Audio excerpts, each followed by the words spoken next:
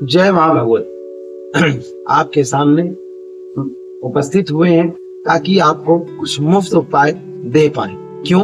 क्योंकि कुछ ऐसे लोग हैं हमारे पास यूट्यूब के माध्यम से, उन्होंने लाइव में प्रश्न पूछे कि जो पूजन नहीं करा सकते, जिनमें सामर्थ्य नहीं है, वह उनको ऐसा कौन सा उपाय करना चाहिए जिससे उनका पितृपक्ष सफल हो जाए और पितरों का आशीर्वाद उन्हें प्राप्त हो। तो हम आपके लिए कुछ बिना पैसे के उपाय आपके लिए लाए, जिसमें से आपको क्या करना होगा। सर्वप्रथम तो आपको लोटा लेना होगा तांबे का, जिसमें आपको थोड़ा सा जल, थोड़ा सा दूध, थोड़े से काले तिल रखने होंगे। और अगर कुशा जानते होंगे आप लोग, दुर्वा घास की तरीके कुशा आता है जो एक तरीके से उंगलियों में भी पहना जाता है श्राद्ध कर्म के।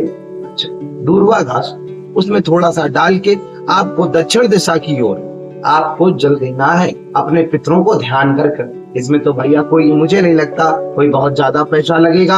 आप ये कार्य करें, आपको पितृ दोष से निवारण होगा। दूसरा उपाय, ऐसा कहा जाता है कि देव कर्म अगर कोई किया जाए तो उसमें 2 ब्राह्मणों का भोजन कराना चाहिए, और पितृपक्ष में, पितरों के कार्यों में 3 ब्राह्मणों को भोजन कराना चाहिए। आपका सामर्थ्य अनुसार अगर आपके पास व्यवस्था हो जाती है तो आप 3 ब्राह्मणों को भोजन कराएं।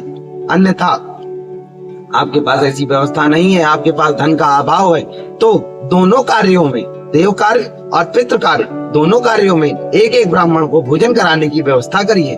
क्योंकि जैसे आपके घर में 5 सदस्य हैं, तो आप 5 सदस्य अगर भोजन कर रहे हैं तो एक ब्राह्मण के लिए भोजन की व्यवस्था आपको अमावस्या तिथि में करनी चाहिए। उससे आपके पितर आपके लिए खुश होंगे। एक थाली का भोग लगाकर अपने पितरों के नियमित रख दें, छत में रख दें।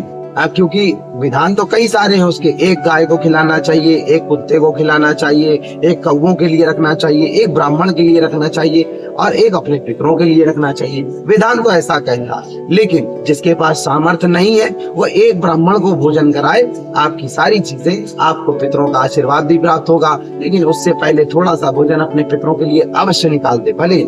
लेकिन जो पूड़ी और खीर बनाएंगे, खीर को दूध से बनाई जाती है, और जो पूड़ी है वह घी में बनाए, क्योंकि तेल का उपयोग उसमें नहीं किया जाता।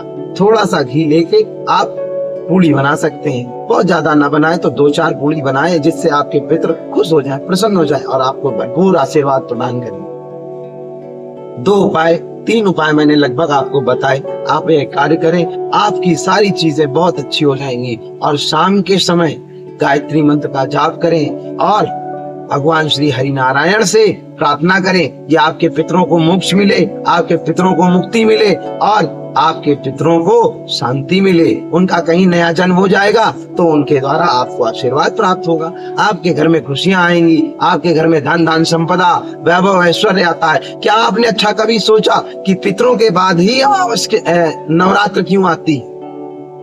क्यों? क्योंकि पहले पितरों का आशीर्वाद, फिर कुल देवी का आशीर्वाद, तब देवताओं का आशीर्वाद। यह विधान कहता है, ये विधान चला आ रहा है सृष्टि का। लेकिन हम लोगों ने उस चीजों को कभी समझा नहीं, कभी समझना नहीं चाहा। बस जो चीज है प्रथा चली आई उसको चलाते चले गए। अन्यथा मत लीजिए हमारी बात को, जो सत्यता है मैंने आपको बताई। बाकी आपकी इच्छा, आप जैसा करना चाहिए। धन्यवाद।